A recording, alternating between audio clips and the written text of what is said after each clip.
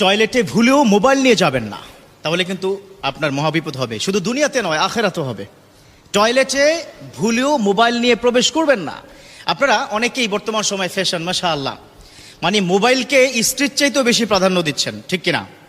বিশেষ করে young generation, প্রয়োজনে জীবন দিয়ে ফেলবো কিন্তু মোবাইল লাগবে আমার, আছে না নাই? সমাজে প্রবলেমটা কিন্তু আছে। মোবাইল বর্তমান সময় খুবই প্রয়োজনীয়। It's the most important part your life, it's the most important device. আপনি ইউটিলাইজ করবেন, নো প্রবলেম, এটা নিয়ে I have no objection about this matter. But objection হচ্ছে এই মোবাইল ইউজ করার ক্ষেত্রে, কখন, কোথায়, কিভাবে আমরা ইউজ করব। বর্তমান সময় যুব সমাজ নষ্ট হচ্ছে একটা বড় জায়গায়, সেটা হচ্ছে মোবাইল ব্যবহারে, ঠিক কিনা?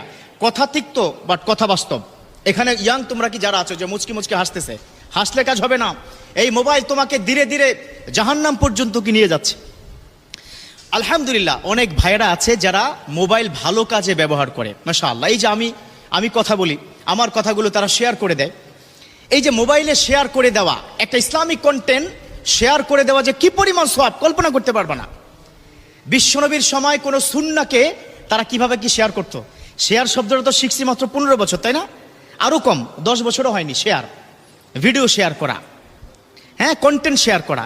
কিন্তু 1500 বছর পূর্বে বিশ্বনবীর সময় কিন্তু শেয়ার সিস্টেম ছিল। একজন সাহাবা যখনই শুনেছে বিশ্বনবী কোন একটা আমল দিয়েছে, সাথে সাথে অন্য সাহাবার কাছে শেয়ার করতেন, ঠিক কিনা? হাদিসে আছে না? আর এখন তোমরা, আমি যেটা অনুরোধ করব, মাঝে মধ্যে এই কথা কি বলে থাকি যে কোনো ভালো একটা ইসলামিক কথা তোমার যদি পছন্দ হয়, সাথে সাথে শেয়ার করবা। কি কারণে? একটা মৌলিক কারণ, তোমার একটা শেয়ারের কারণে যদি 500 লোক ওই আমলটা করে, সমপরিমাণ আমল তোমার আমল নামে আল্লাহ পাক দিয়ে দিবে, সুবহানাল্লাহ। অতএব শেয়ার করবা। তো মোবাইল ভালো কাজেও ব্যবহার করা যায়। অনেক বন্ধুরা আছে যারা মোবাইলে প্রত্যেকদিন সকালবেলা কোরআন তেলাওয়াত শুনে। অনেকে আমাকে ফোনে বলে, হুজুর যদি কোরআন তেলাওয়াত দেখে পড়ি কি মোবাইলে সওয়াব হবে কিনা? আমি বলি 100% সওয়াব হবে।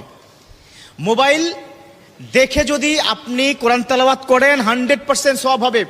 আপনারা শুনলে অবাক হবেন, পৃথিবীর একমাত্র গ্রন্থ যে গ্রন্থের দিকে তাকিয়ে থাকলেও সওয়াব, এই গ্রন্থের কথা শুনলেও সওয়াব, এই গ্রন্থের কথা পড়লেও সওয়াব।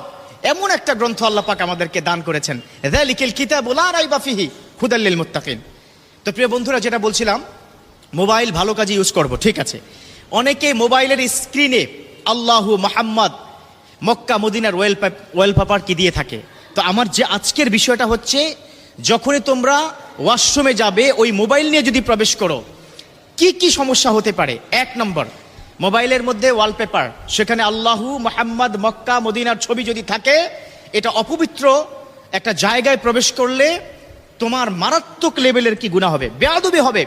কাবাগরের সাথে বেয়াদবি হচ্ছে, আল্লাহর সাথে বেয়াদবি হচ্ছে, আমি নবী মুহাম্মদ সাল্লাল্লাহু আলাইহি সাল্লামের সাথে বেয়াদবি হচ্ছে। সো এটা করা যাবে না। 2 নম্বর, আমরা মাশাআল্লাহ অনেকে মোবাইলে রিংটোন দেই না? সূরা রিংটোন দেই কিনা? দেই না? সূরা আমরা কি রিংটোন দেই? তুমি ধরো টয়লেটে ঢুকলা, টয়লেটের কাজ তুমি করছো, হঠাৎ করে তোমার ফোন মানে কি বেজে আসলো, ইয়াসিন ওয়াল কুরআনিল হাকিম ইন্নাকা লামিনাল মুরসালিন আলা সিরাতিম মুস্তাকিম। কোথায় হলো? টয়লেটের মধ্যে হলো না? টয়লেটের মধ্যে সূরা যদি তেলাওয়াত করা হয়, তোমার প্রতি আল্লাহর গজব পড়ে যাবে। একটা পবিত্র অপবিত্র জায়গায় সবচেয়ে পবিত্র বিষয়টা হচ্ছে। So be careful, listen to me, young generation, তোমাদেরকে বলছে, এই ছেলে তোমরা কি কথা বলো কেন? একটু মনোযোগ দিয়ে শোনো। এই যে টয়লেটে ঢুকে যখন সূরাটা তোমার রিংটোন হবে, আল্লাহ বেজার হয়ে যাবে। অথচ যেই সূরা শুনলে আল্লাহ পাক খুশি হয়ে যেত। খেয়াল করেছো? আচ্ছা, 3 নম্বর, তুমি টয়লেটে ঢুকলা, ফোন আসলো, এত জরুরি ফোন, না ধরে আর পারতেছো না। ওই পাশ থেকে তোমাকে আসসালামু আলাইকুম, তুমি এখান থেকে বললা ওয়ালাইকুম আসসালাম। ওখান থেকে বললা আপনি কেমন আছেন, তুমি বললা আলহামদুলিল্লাহ ভালো আছে, আল্লাহর রহমতে খুব ভালো। তো এই যে আলহামদুলিল্লাহ সালাম আদান প্রদান টয়লেটে, এটা কি জায়েজ আছে? জায়েজ আছে? বলুন, জায়েজ নেই। সো এই যে কাজগুলো আপনি করছেন খুবই ভালো। সালামের উত্তর দেওয়া ওয়াজিব। আলহামদুলিল্লাহ পড়লে গোটা বিশ্বের সব জায়গায় সওয়াবে পরিণত হয়ে যায়। এত ভালো কাজ। সূরার রিংটোন সওয়াব হবে আপনার। হ্যাঁ, ওয়ালপেপার আছে, আল্লাহর কথা বারবার ওয়ালপেপারের মধ্যে আপনি দেখছেন, ও ইয়াং বন্ধুরা, সওয়াব হবে। কিন্তু টয়লেটে ঢুকে এগুলো করা যাবে না। কারণ টয়লেটে ঢুকার পূর্বে বিশ্বনবী একটা দোয়া শিখিয়েছেন। দোয়া কি পারেন? পারো তোমরা? মাশাআল্লাহ, অনেকে পারে। আল্লাহুম্মা ইন্নী আউযু বিকা মিনাল খুবুসি ওয়াল খাবায়েস। টয়লেটের মধ্যে ঢুকবে, সেখানে বদজিন্নাত যা আছে, শয়তান থেকে আল্লাহ হেফাজত রাখবেন, সেজন্য দোয়াটা পড়া।